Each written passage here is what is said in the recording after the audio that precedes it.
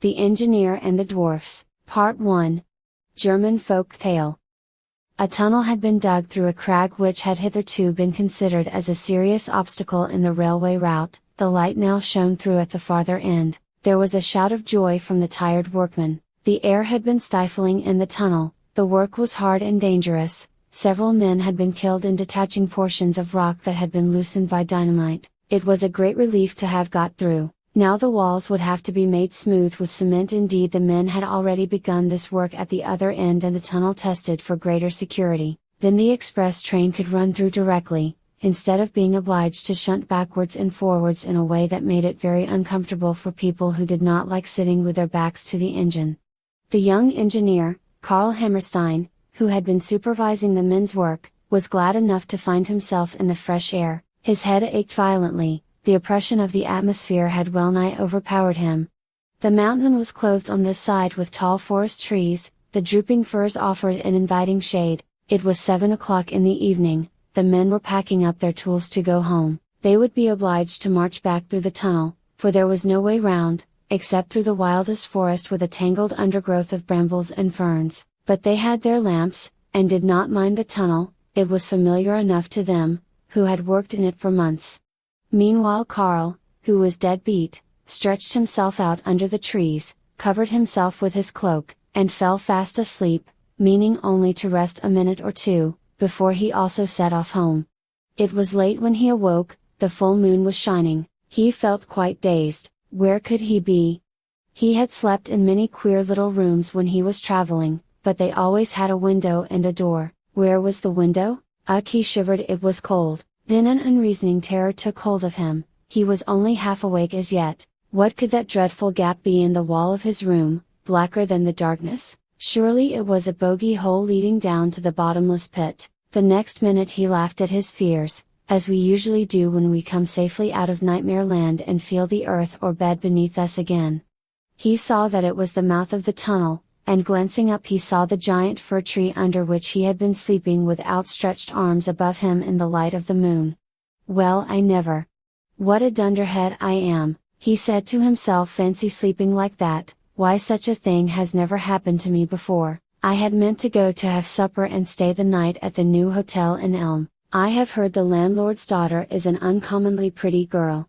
Hi-oh, he went on, stretching himself, there's nothing for it but to walk home. I might wait a long time before a motor car came to pick me up here. Then he remembered with a sudden start that there was only one possible way back to Elm, and that was through the tunnel. It was not a very pleasant idea to walk back alone through the dark, oppressive tunnel at midnight. Luckily he had his lantern with him.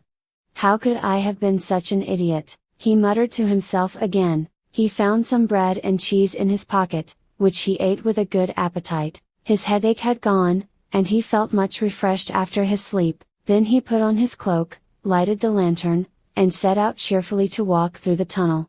He had not gone far into the black darkness, when he thought he heard voices whispering and talking not far away from him. Then he distinctly felt something or somebody brush past him. "Hello, who's there?" he called out.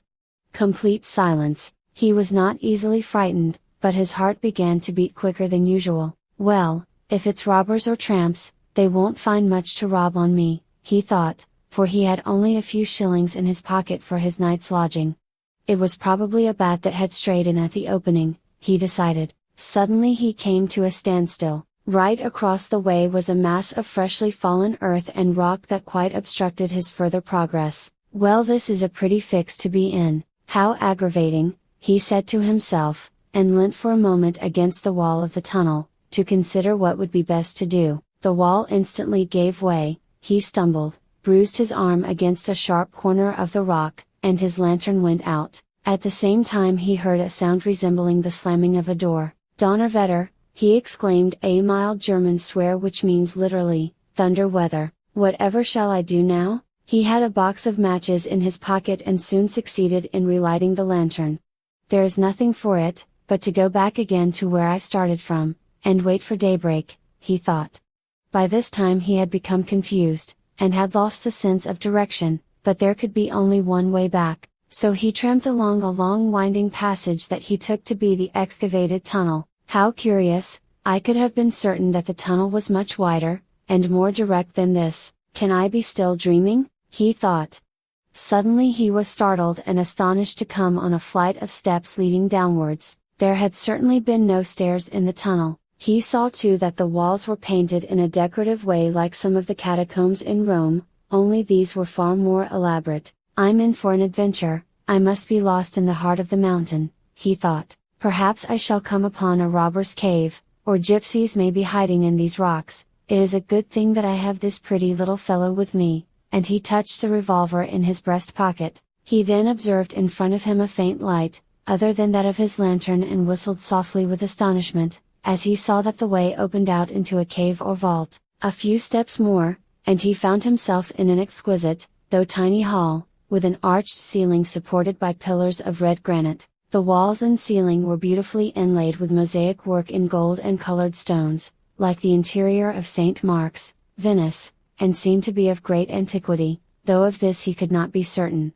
The light was so dim that what might have been the brilliant effect of the whole, was lost, and the young engineer thought to himself involuntarily, this ought to be lit up by electric light, it would look quite different then. As he was deliberating how electric light might be laid on, a door in the wall opened, and a number of little dwarf men trooped in. They did not see him at first, for he was standing behind a pillar. They settled themselves down on benches that were arranged in a semicircle, and one of them with an important air mounted a raised dais facing them. He was just beginning to speak with the words, "Gentlemen of the committee," when they caught sight of the stranger standing in the center of the hall, lantern in hand. They gave a cry of alarm, and were just going to scuttle away like frightened rabbits, when Carl called out, "Hi ho there, gentlemen of the committee, good sirs, don't run away, I won't harm you, Christmas tree."